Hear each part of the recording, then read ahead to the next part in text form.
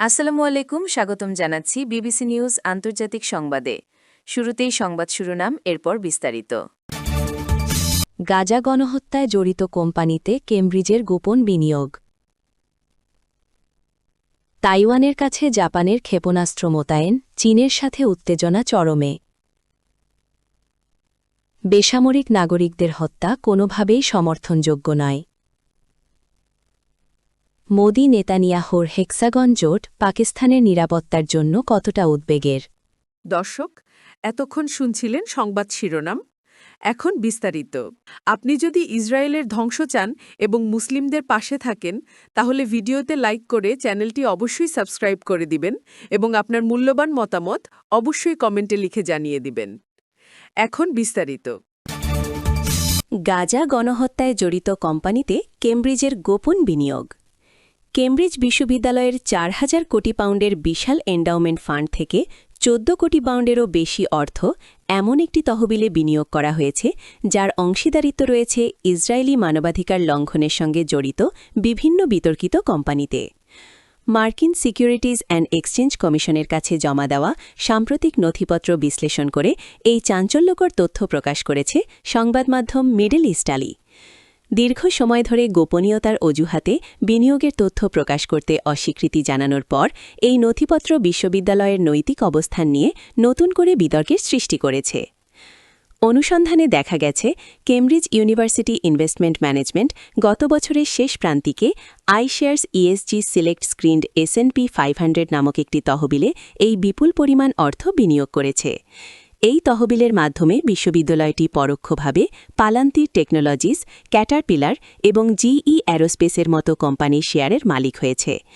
এই কোম্পানিগুলোর বিরুদ্ধে গাজায় ইসরায়েলি সামরিক অভিযান এবং ফিলিস্তিনি ভূখণ্ডে অবৈধ উচ্ছেদের সহায়তার গুরুতর অভিযোগ রয়েছে। জানা যায়, কেমব্রিজ বর্তমানে পালান্তি টেকনোলজিসে প্রায় ৮ লাখ পাউন্ড সমমূল্যে শেয়ারের মালিক। এই মার্কিন প্রযুক্তি প্রতিষ্ঠানটি ইসরায়েলি প্রতিরক্ষা মন্ত্রণালয়ের কৌশলগত অংশীদার এবং তাদের সফটওয়্যার লেবাননে ইসরায়েলি পেজার হামলার মতো বিতর্কিত অভিযানে ব্যবহৃত হয়েছে বলে অভিযোগ রয়েছে। তাইওয়ানের কাছে জাপানের ক্ষেপণাস্ত্র মোতায়েন, চীনের সাথে উত্তেজনা চরমে।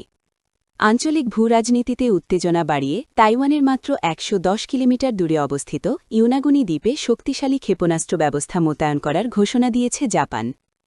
জাপানি প্রতিরক্ষামন্ত্রী শিনজিরো কোইজুমি মঙ্গলবার ২৪ ফেব্রুয়ারি নিশ্চিত করেছেন, ২০৩১ সালের মার্চের মধ্যে এই দ্বীপে ভূমি থেকে আকাশে নিক্ষেপযোগ্য অত্যাধুনিক মিসাইল সিস্টেম স্থাপন করা হবে।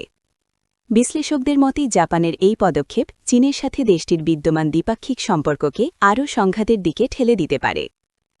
প্রতিরক্ষামন্ত্রী কোইজুমি সাংবাদিকদের জানিয়েছেন, ২০৩০ অর্থবর্ষকে লক্ষ্য রেখেই এই সামরিক অবকাঠামো তৈরির প্রস্তুতি চলছে। জাপানের এই সিদ্ধান্তকে একটি পরিকল্পিত উস্কানি হিসেবে দেখছেন ভূরাজনৈতিক বিশেষজ্ঞরা। সেন্টার ফর ইন্টারন্যাশনাল গভর্নেন্স ইনোভেশনের সিনিয়র ফেলো আইনা টাঙ্গেন মনে করেন, প্রধানমন্ত্রী সানায়ে তাকাইচির আসন্ন ওয়াশিংটন সফরের আগে নিজের অবস্থান শক্ত করতেই টোকিও এই সময়টিকে বেছে নিয়েছে। মূলত তাইওয়ান ইস্যুতে জাপানের ক্রমবর্ধমান সামরিক সংশ্লিষ্টতা বেইজিংয়ের জন্য একটি বড় উদ্বেগের কারণ হয়ে দাঁড়িয়েছে। ঐতিহাসিকভাবেই জাপান ও চীনের মধ্যে তাইওয়ান নিয়ে বিরোধ দীর্ঘদিনের। তবে সাম্প্রতিক সময়ে প্রধানমন্ত্রী তাকাইচি সরাসরি তাইওয়ান সংঘাতে জাপানের সামরিক অংশগ্রহণের সম্ভাবনা নিয়ে কথা বলায় বেইজিং ক্ষুব্ধ প্রতিক্রিয়া ব্যক্ত করেছে।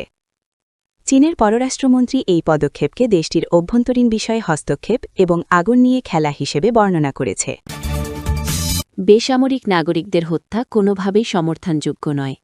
ইসরায়েল সফরের প্রথম দিনে দেশটির পার্লামেন্ট নেসেটে দেওয়া এক ঐতিহাসিক ভাষণে ভারতের প্রধানমন্ত্রী নরেন্দ্র মোদি ইসরায়েলের প্রতি তার দেশের দৃঢ় সমর্থনের কথা পুনর্ব্যক্ত করেছেন।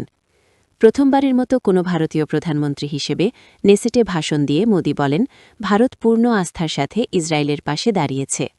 ২০২৩ সালের ৭ অক্টোবর হামাসের নেতৃত্বাধীন হামলাকে বর্বর হিসেবে আখ্যায়িত করে তিনি স্পষ্ট করে বলেন, কোনো লক্ষ্য বা আদর্শই নিরাপরাধ বেসামরিক মানুষের হত্যাকাণ্ডকে যুক্তিযুক্ত করতে পারে না। ২ দিনের রাষ্ট্রীয় সফরে বুধবার ২৫ ফেব্রুয়ারি ইসরায়েলে পৌঁছালে বেন গুরিয়ন আন্তর্জাতিক বিমানবন্দরে প্রধানমন্ত্রী বেনিয়ামিন নেতানিয়াহু নরেন্দ্র মোদিকে উষ্ণ অভ্যর্থনা জানান। নেসেটে দেওয়া বক্তব্যে নেতানিয়াহু ভারতকে একটি ভরসার প্রতীক হিসেবে বর্ণনা করেন এবং মোদিকে বন্ধুর চেয়েও বেশি একজন ভাই হিসেবে সম্বোধন করেন। তিনি বলেন, ভারত ও ইসরায়েলের সাধারণ স্বার্থ ও মূল্যবোধ একে অপরকে আরও কাছে নিয়ে এসেছে। গাজা যুদ্ধ নিয়ে আন্তর্জাতিক মহলে নানা সমালোচনা থাকলেও মোদি তার ভাষণে ইসরায়েলের সাথে ভারতের অংশীদারিত্বকে বিশ্বশান্তি ও স্থিতিশীলতার জন্য অপরিহার্য বলে উল্লেখ করেন। তবে একই সঙ্গে তিনি গত নভেম্বরে জাতিসংঘ নিরাপত্তা পরিষদে অনুমোদিত গাজা শান্তি উদ্যোগের প্রতি ভারতের জোরালো সমর্থনের কথা জানান। তিনি বিশ্বাস করেন, এই উদ্যোগেই মধ্যপ্রাচ্যে একটি টেকসই ও ন্যায়বিচার ভিত্তিক শান্তি প্রতিষ্ঠার পথ দেখাতে পারে। প্রতিরক্ষা ও নিরাপত্তার পাশাপাশি কৃত্রিম বুদ্ধিমত্তা এবং কোয়ান্টাম প্রযুক্তির মতো আধুনিক খাতে দুই দেশের সমন্বয় আরও বৃদ্ধির অঙ্গীকার করেন তিনি। তেল আবিবের বেন গুরিয়ান বিমানবন্দরে ভারতের প্রধানমন্ত্রী নরেন্দ্র মোদীর পা রাখা কেবল একটি দ্বিপাক্ষিক সফর নয়, বরং দক্ষিণ এশিয়া ও মধ্যপ্রাচ্যের ভূ-রাজনীতিতে এক নতুন মেরুকরণের স্পষ্ট ইঙ্গিত। 2017 সালের ঐতিহাসিক সফরের পর দ্বিতীয়বারের মতো মোদির এই ইসরায়েল ভ্রমণ এমন এক সময়ে ঘটছে যখন ইসরায়েলি প্রধানমন্ত্রী বেনিয়ামিন নেতানিয়াহু আন্তর্জাতিক মহলে অনেকটা কথাসা। কিন্তু এই কূটনৈতিক আলিঙ্গন ইসলামাবাদের নীতিনির্ধারকদের কপালে চিন্তার ভাঁজ আরও চওড়া করে তুলেছে। ভারত ও ইসরায়েলের মধ্যে ক্রমবর্ধমান এই কৌশলগত ঘনিষ্ঠতা পাকিস্তানের জন্য একই সাথে নিরাপত্তা ঝুঁকি এবং কূটনৈতিক চ্যালেঞ্জ তৈরি করছে। সম্প্রতি নেতানিয়াহু একটি হেক্সাগন বা 6 কোণ বিশিষ্ট জোটের ধারণা সামনে এনেছেন, যার কেন্দ্রে রাখা হয়েছে ভারতকে। এই জোটের ঘোষিত লক্ষ্য হল তথাকথিত উগ্র শিয়া অক্ষ এবং উদীয়মান উগ্র সুন্নি অক্ষ মোকাবিলা করা।